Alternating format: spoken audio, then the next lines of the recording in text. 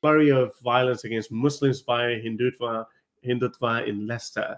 At least at first, the police seemed negligent. Now hearing from the Indian media, the Leicester is saying violence against Hindus too.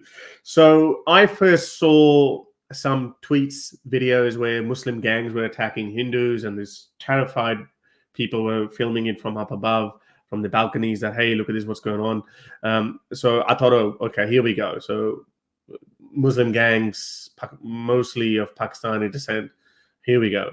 But then I dug it up a little bit more. But again, this was always going to happen, and this shit is going to happen.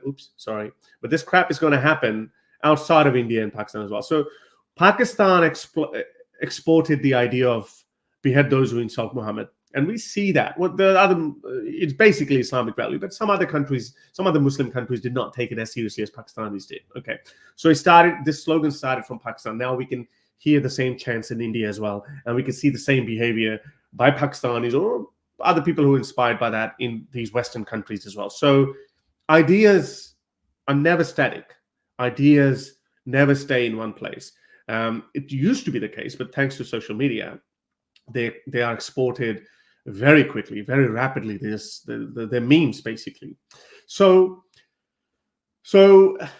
that was happening in the Muslim world. But then we saw the rise of Hindutva after 2010, 2014. Now we're seeing that this kind of movement is exporting its hatred.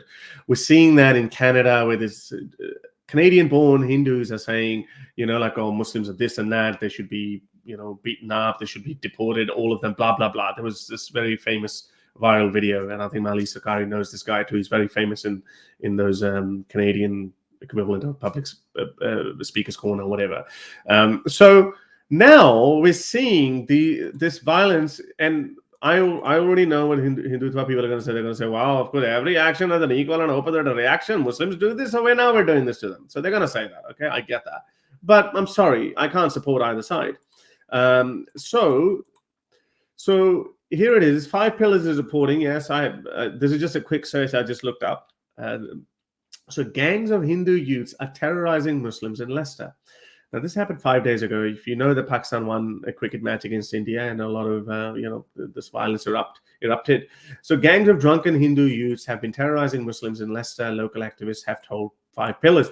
Tensions began in May when a 19-year-old Muslim was attacked with bats and poles by a gang of around 30 Hindu youths. 5 Pillars was told. Mind you, similar kind of attacks by Hindutva people have also taken place in Australia, in Sydney. We've covered those news stories as well, against Sikhs, usually labeled as Khalistanis. So it's not an isolated incident, but let me make a prediction. It's going to happen. It's going to pick up pace. It's going to happen more and more frequently.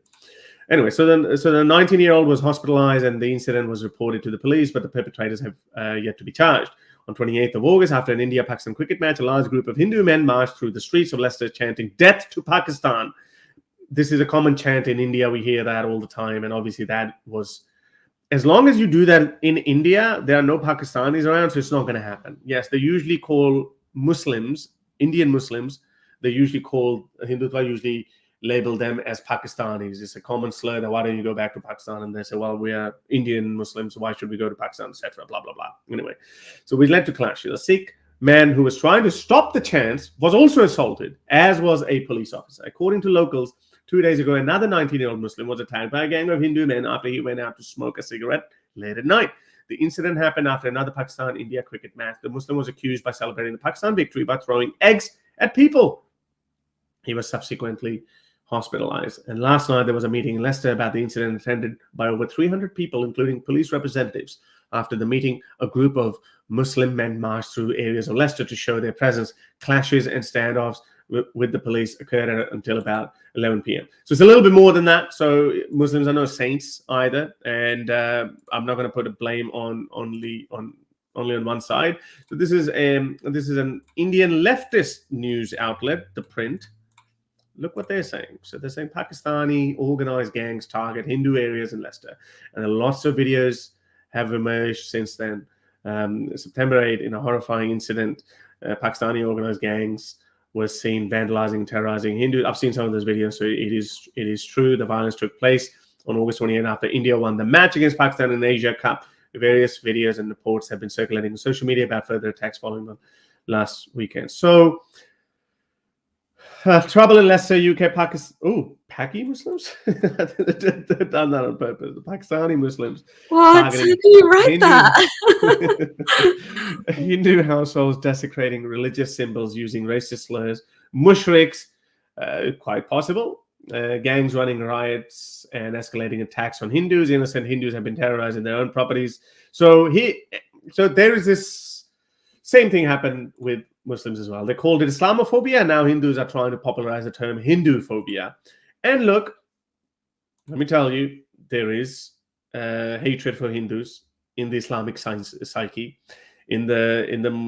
Generally, there's hatred for all the mushrikeens, either the Christians, or mushrikeens are basically polytheists, but also against Christians and Jews. You know that, this is no secret. Us as Muslims, we are raised, especially those who are raised in Pakistan, and even if they go overseas, they still hold those views. This is happening, and it's gonna keep happening. It's gonna keep multiplying. And we're gonna end up seeing a lot more of these incidents, and this is why we've always said it.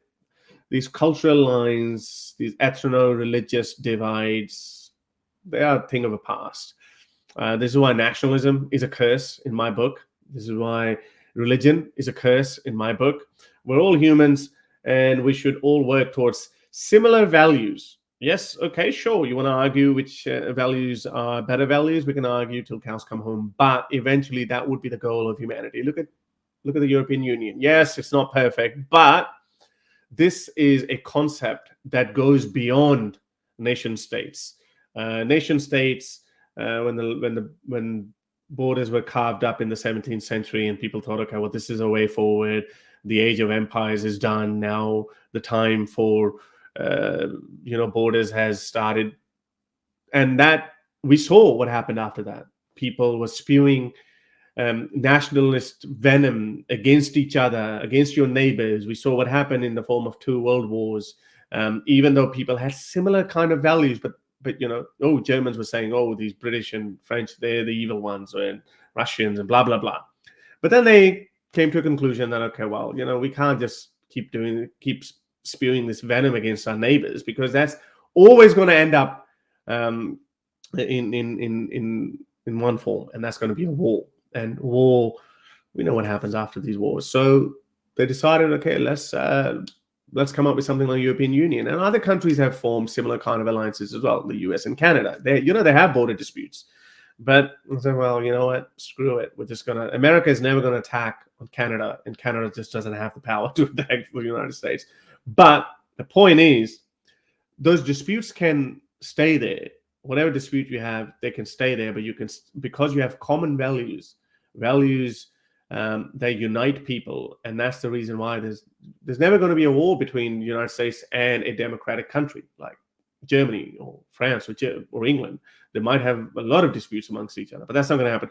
But here, countries that are so effed up over their nationalistic symbolism, like borders and their cultural identities, etc. Look at the prime example: India and Pakistan. Same people, look the same, speak the same language, worship a different god, and that is enough to hate each other for the last 75 years and possibly for the next 100 years if they don't mend their ways.